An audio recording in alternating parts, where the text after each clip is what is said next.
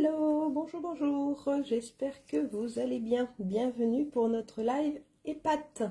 Et oui, on se retrouve le jeudi matin à 11 h pour un live EPAT. Donc le live EPAT, pour ceux qui n'ont pas encore, qui ne connaissent pas encore, et ben c'est épate-toi. On va parler de produits, on va parler d'astuces, de techniques, et moi je m'appelle Peggy, by Elle fait main sur la toile.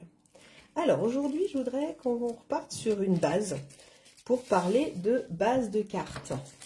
Alors, hier, je vous remontre. Hier, on a fait cette carte-là avec une base de cartes toute simple. C'était un petit cadeau pour pouvoir glisser un chèque. Vous pourrez retourner voir le live en replay.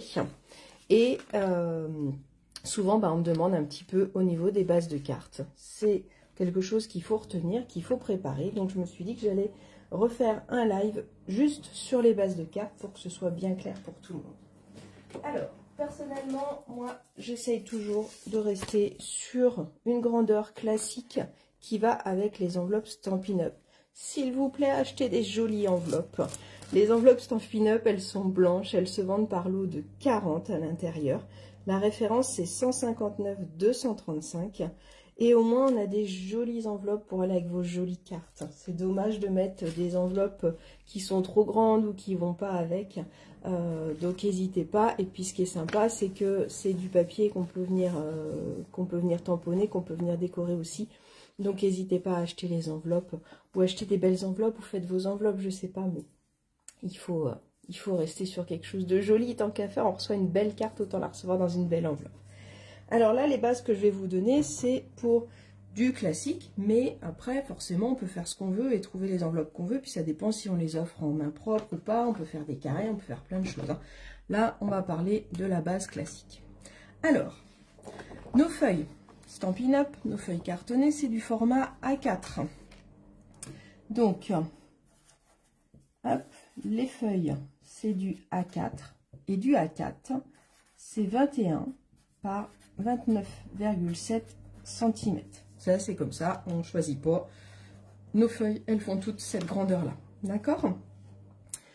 Moi, ce que j'aime bien avec ce format-là de carte, c'est que dans une feuille, je vais venir faire deux bases. Donc là, je vais vous montrer, on va faire 4 façons différentes pour pouvoir avoir 4 bases de formes différentes qui auront toutes la même taille, mais qui auront une ouverture un petit peu différente. Alors, la première option, elle va être sur le 29,7. Je marque un pli, hop, écrire comme ça, à 14,85. Oh, je l'aime pas cette grandeur, vous allez me dire. Ben oui, mais c'est la moitié de 29,7. C'est pas moi qui ai inventé la grandeur des papiers. 29,7 cm. Donc 14,85, c'est entre 14,8 et 14,9. Je me mets à peu près au milieu. C'est pas dramatique si c'est pas exactement. Donc là, je viens marquer un pli sur toute ma feuille à 14,85. C'est la moitié de ma feuille. Et dans l'autre sens, je vais venir couper à 10,5. Donc ces deux mesures-là, il faut les connaître. Vous faites un pense-bête, vous imprimez ce petit papier-là, vous en refaites. Donc sur 29,7, je fais un pli à 14,85. Et sur 21, je coupe à 10,5. C'est la moitié. J'ai voulu prendre un feutre pour que ce soit plus gros, mais j'espère que ça vous va. Donc ça, c'est la première option. Quand je plie, là, je viens de marquer mon pli. Derrière, j'ai un bourrelet. Je cache le bourrelet. Pour celles qui me connaissent, hop, je vous le dis souvent. Donc, je plie pour mes deux cartes. Et là, alors, c'est ce que je disais hier. Bah là, voilà, ça le fait. Là, par exemple, j'ai plié pas exactement au milieu, mais c'est pas grave parce que je trouve que si on le met comme ça se voit pas et c'est plus facile d'ouvrir la carte. Donc, c'est vraiment pas gênant. Si je suis à 14,87 ou à 14,83, vous prenez pas trop la tête. Faut juste penser quand vous allez venir faire votre déco de laisser, je sais pas si vous voyez là, il y a un petit décalage, et ben de le laisser comme ça. Donc, première carte, elle va pouvoir s'ouvrir comme ça et tenir debout comme ça. Et deuxième carte, elle va pouvoir s'ouvrir comme ça. Donc, ça vous fait une portrait, une paysage en faisant cette technique-là. Ok? Deuxième technique, et bien en fait on fait l'inverse. Deuxième technique, je commence par le 21. Sur 21, je fais un pli à 10,5. Hop, je reprends mon bout de papier, je prends ma feuille. 21, c'est le plus petit. Je vais venir marquer un pli à la moitié. À le 10,5, vous préférez, il y a le pli dessus. Je marque un pli à 10,5. Et dans l'autre sens, je vais venir couper à 14,85. Et là, c'est pareil. Si c'est pas exactement 14,85, si j'ai une carte qui fait 1 mm de plus que l'autre, on s'en fiche. C'est pas grave. Donc,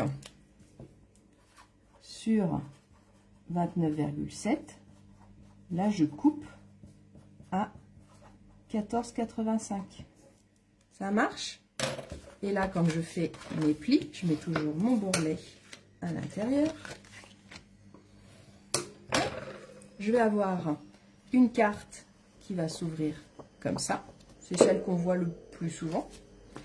Et l'autre carte qui va s'ouvrir comme ça.